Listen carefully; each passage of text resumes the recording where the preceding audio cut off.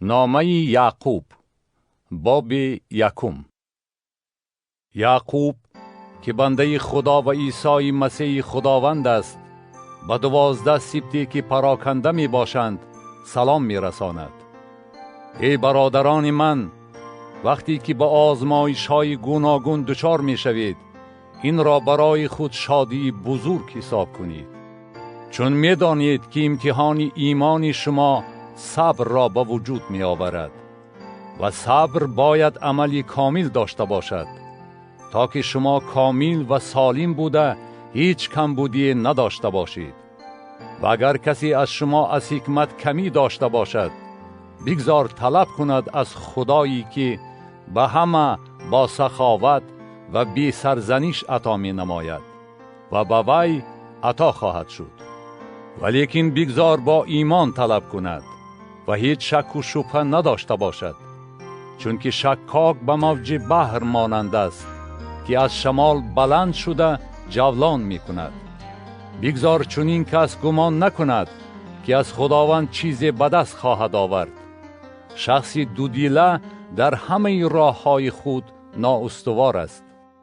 بگذار برادر ذلیل با سربلندی خود فخر نماید و ثروتدار با ضلالت خود، چون که او مثل گل علف در گذر است. آفتاب با گرما طلوع نموده علف را می خشکاند و گل آن ریخته زیبایی نمودی آن نیست می شود. ثروتدار نیز در راه های خود همین طور پژمرده خواهد شد. خوشا کسی که در آزمایش وفادار می ماند، زیرا وقتی که وی امتحان می دهد، تاج حیات را که خداوند به دوستداران خود وعده کرده است به دست خواهد آورد. در آزمایش بگذار هیچ کس نباید بگوید مرا خدا می آزماید، چون که خدا با بدی آزموده نمی شود و خودش هیچ کس را نمی آزماید، بلکه هر کس سرگرم و فریفته هوس خود گردیده با آزمایش دچار می شود. بعد هوس حامله شده گناه را به دنیا می آورد و گناه که به عمل آمد مرگ را به وجود می آورد. ای برادران محبوب من، فریفته نشوید. هر یک انعام نیک و هر یک بخشایش کامل از بالا از جانب پدر نورها نازل می شود، که در او تغییراتی و هیچ دیگرگونی موجود نیست. او بر حسب خواست خود ما را به وسیله کلام راستی به دنیا آورد، تا که یک نوری آفریده های او باشیم. پس ای برادران محبوب من، بگذار هر کس در شنیدن با شتاب، در گفتن آهسته و در خشم آهسته باشد، زیرا که خشم آدمی زاد عدالت خدا را به عمل نمی آورد. بنابراین هر ناپاکی و بقیه بدی را یک سو گذاشته، کلامی را که در شما کاشته شده است با فروتنی قبول کنید، که آن می تواند جانهای شما را نجات دهد. پس اجرا کنندگان کلام باشید، نه فقط شنوندگانی که خود را فریب می دهند، زیرا کسی که کلام را می شنود و اجرا نمی کند به شخصی مانند است که طرح رویش را در آینه می بیند، به چهره خود نگاه کرد و رفت و در حال فراموش کرد که آن چگونه است. اما کسی که به شریعت کامل، به شریعت آزادی دقت می کند و در آن استوار می ماند، در حالتی که نشنونده فراموش خاطر بلکه اجرا کننده کار می باشد، خوشا آن کس در عمل خود. اگر کسی از شما گمان کند که دیندار است و جلوی زبان خود را نکشد بلکه دل خود را فریفته نماید، دینداری وی بیفایده است. دینی پاک و بی عیب به حضور خدا و پدر این است که یتیمان و بیوزنان را در اندوه آنها پرستاری کنیم و خود را از عالم آلوده نکرده نگاه داریم. یعقوب باب دوم. ای برادران من، به عیسی مسیح خداوند ما که خداوند جلال است بی روی بینی ایمان داشته باشید.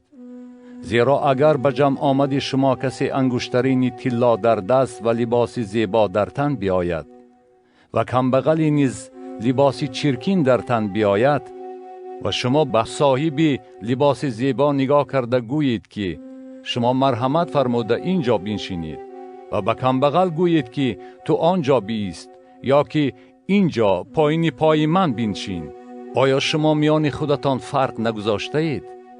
و آیا داوران صاحب افکار بد نیستید؟ گوش دهید ای برادران محبوب من، آیا خدا کمبغلان عالم را انتخاب نکرده است که ثروتدار در ایمان و وارثان ملکوتی باشند که آن را او به دوستداران خود وعده کرده است؟ ولیکن شما از کمبغل نفرت کرده اید. آیا ثروتداران شما را به تنگ نمی آورند و آیا آنها شما را به محکمه ها نمی کشند؟ آیا آنها نام نیکی را که بر شماست بی آبرو نمی کنند؟ اگر شما شریعت شاهانه را بر طبق نوشته یاری خود را مثل خود دوست بدار به جا می آورده باشید خوب می کنید، اما اگر روی بینی می کرده باشید گناه می کنید و شریعت شما را ویران کننده حساب می کند. کسی که تمام شریعت را رعایت نموده ولیکن در یک چیز گناه کند نسبت به همه چیز عیبدار می شود. زیرا آن که زنا نکن گفته است، قتل نکن هم گفته است. بنابراین اگر تو زنا نکنی ولی قتل کنی به شریعت خطا کرده ای. همچون کسانی که بر طبق شریعت آزادی داوری کرده خواهند شد چنین سخن گویید و چنین عمل کنید. زیرا بر کسی که احسان نکرده است داوری بی مرحمت خواهد بود، مرحمت بر داوری غلبه می یابد. ای برادران من، چی فایده ای هست اگر کسی گوید که ایمان دارد در صورتی که عمل ندارد؟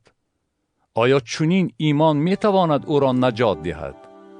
اگر برادر یا خواهر برهنه بوده رزق و روزی نداشته باشند و کسی از شما به آنها گوید به سلامتی رفته گرم و سیر شوید، ولیکن آنچه برای جسم لازم است به آنها ندهد، چی فایده ای هست؟ همچنین ایمان نیز اگر اعمال نداشته باشد به خودی خود مرده است. بلکه کسی خواهد گفت تو ایمان داری ولی من اعمال دارم، ایمان خود را بی اعمال به من نشان بده، ولی من به تو ایمان خود را از اعمال خود نشان میدهم. تو ایمان داری که خدا یگانه است، خوب میکنی. دیوها نیز ایمان دارند و میلرزند. اما ای آدمی بی‌مغز، آیا میخواهی بدانی که ایمان بی اعمال مرده است؟ آیا پدر ما ابراهیم که پسر خود اسحاق را به قربانگاه برآورده بود با اعمال خود سفید نشد؟ آیا تو میبینی که ایمان به اعمال او مدد کرد و ایمان او به وسیله اعمال به کمال رسید؟ و آن نوشته اجرا شد که میگوید ابراهیم به خدا ایمان آورد و این برای او عدالت حساب کرده شد و او دوست خدا نامیده شد. آیا میبینید که آدمی زاد به وسیله اعمال سفید می شود، نه فقط به وسیله ایمان؟ به همین طرز راهاب فاحشه نیز که جاسوسان را قبول کرده با راه دیگری فرستاده بود، آیا به وسیله اعمال سفید نشد؟ زیرا چنان که جسم بی روح مرده است، آنچنان ایمان نیز بی اعمال مرده است. یعقوب باب 3. ای برادران من، بسیاری از شما معلم نشوید، چون می دانید که ما به محکومیت بیشتری دچار خواهیم شد. زیرا که همه ما بسیار پیشپا می خوریم. کسی که در سخن پیشپا نمی خورد وی آدمی کامل است که می تواند جلوی تمامی جسم را بکشد. اینک ما به دهان اسب‌ها لجام می اندازیم تا که به ما اطاعت کنند و تمامی جسم آنها را اداره می کنیم.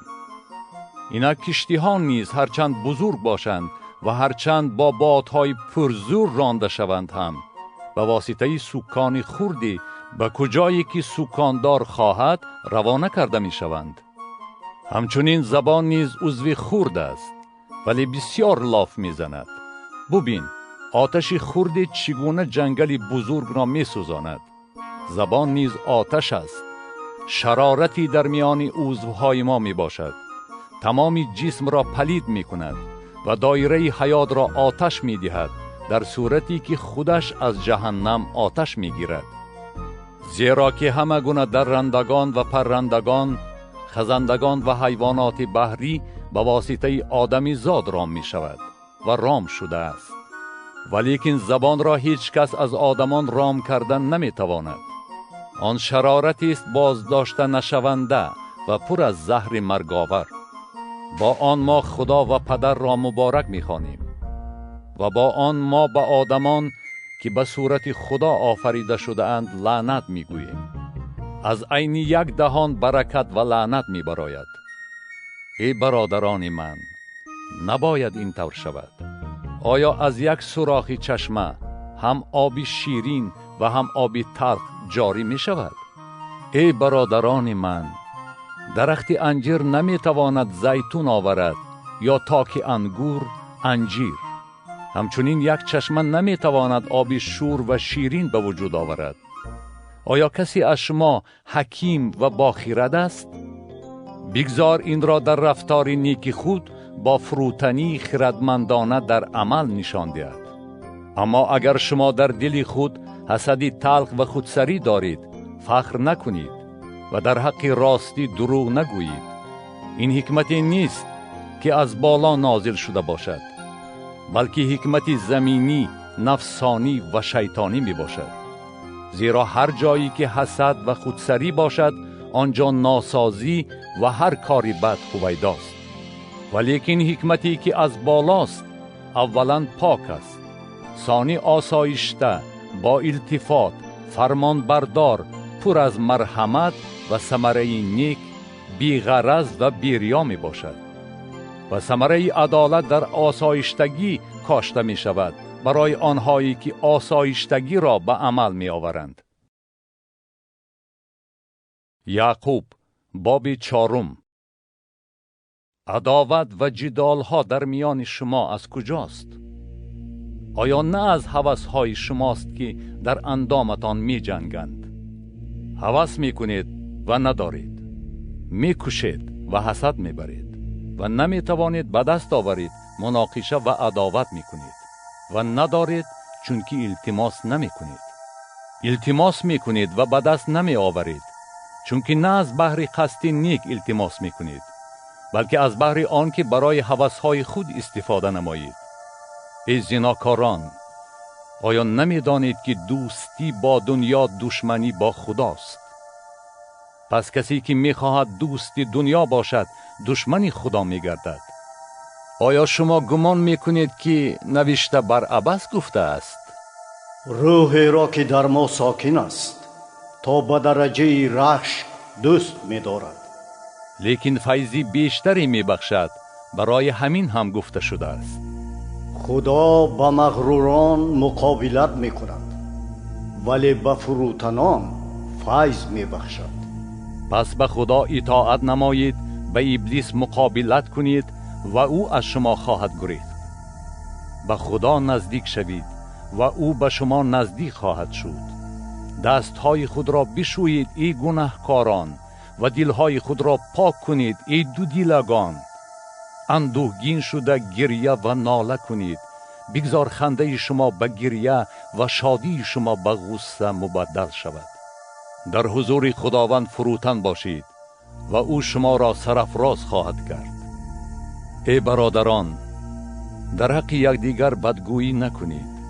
کسی که برادرش را بدگویی کند یا برادرش را حکم نماید و شریعت را بدگویی می کند و شریعت را حکم می نماید. و اگر تو شریعت را حکم نمایی، پس اجرا کننده شریعت نیستی، بلکه داور هستی. شریعت گزار و داور یکی است و او قادر است نجات دهد و تلف کند. ولی تو کیستی که دیگری را حکم نمایی؟ اکنون گوش کنید شما، ای کسانی که میگویید امروز یا فردا به فلان شهر رفته در آنجا 1 سال زندگانی میگذرانیم و و با تجارت مشغول شده فایده میکنیم. در صورتی که شما نمیدانید که فردا چی حادثه روی خواهد داد. زیرا که چیز زندگانی شما بوغی است که به مدت کوتاه ظاهر گردیده بعد نیست می شود. به جای آن شما باید بگویید اگر خدا خواهد ما زنده میمانیم و چنین یا چنان میکنیم. لیکن اکنون شما به سبب هوابلندی خود لاف میزنید. هر لاف مانندی این بد است. پس کسی که میداند چی نیکی باید کرد و نمی کند به وی گناه است. یعقوب باب 5. گوش کنید شما ای ثروتداران، درباره بلاهایی که به سر شما می آید گریه و ناله کنید. ثروت شما پوسیده است و لباس شما را کویه زده است. طلا و نقره شما را زنگ زده است و زنگ آنها اثباتی به مقابل شما گردیده مثل آتش جسم شما را خواهد خورد. شما برای ایام آخرین خود گنج جمع کرده اید. اینک مزد کارگرانی که صحراهای شما را درویدند و شما آن را نداده نگاه داشته اید فیغان می کشد و داد و فریاد دروگران به گوش خداوند لشکرها رسیده است. شما در روی زمین با حشمت و دبدبه عمر به سر برده عیش و عشرت می نمودید و دلهای خود را گویا که برای روز قتل فربه کردید. شما عادل را محکوم نموده کشتید، او به شما مقابلت نکرد. پس ای برادران، تا وقتی آمدن خداوند پر صبر باشید. اینک زراعتکار ثمر گرانبهای زمین را انتظار می شود و برای این بسیار صبر می کند تا دمی که باران اولین و آخرین ببارد. شما نیز صبر کنید، دلهای خود را قوی گردانید، چون که آمدن خداوند نزدیک است. ای برادران، از یک دیگر شکوه نکنید تا که محکوم نگردید. اینک داور نزد در ایستاده است. ای برادران، از عقوبت و پرصبری انبیا عبرت گیرید که آنها به اسم خداوند سخن می‌راندند. اینک ما آنهایی را که صبر کردند خوشبخت می‌شماریم. شما درباره صبر ایوب شنیده اید و انجام کار خداوند را دیده اید، زیرا که خداوند رحمان و بخشنده است. ولی پیش از همه ای برادران من، نه به آسمان قسم یاد کنید، نه به زمین، نه به یگان قسم دیگری، بلکه بگذار در شما آره آره و نه نه باشد، تا که به محکومیت دچار نشوید. آیا کسی از شما عقوبت میکشد؟ بگذار دعا گوید. آیا کسی شادمان است؟ بگذار ترانه زبور را خواند. آیا کسی از شما بیمار است؟ بگذار پیران کلیسا را نزد خود دعوت نماید و آنها او را به اسم خداوند روغن مالیده در حق او دعا گویند. و دعای ایمان بیمار را شفا خواهد داد و خداوند او را به پا خواهد خیزاند. و اگر او گناه کرده باشد، گناههایش آمرزیده خواهد شد. به گناههای خود نزد یکدیگر اقرار نمایید و برای یکدیگر دعا گویید تا شفا یابید. دعای با اصرار شخصی عادل قوتی بزرگی دارد. الیاس شخصی بود مانند ما و دعا گفت که باران نبارد و 3 سال و 6 ماه در روی زمین باران نبود.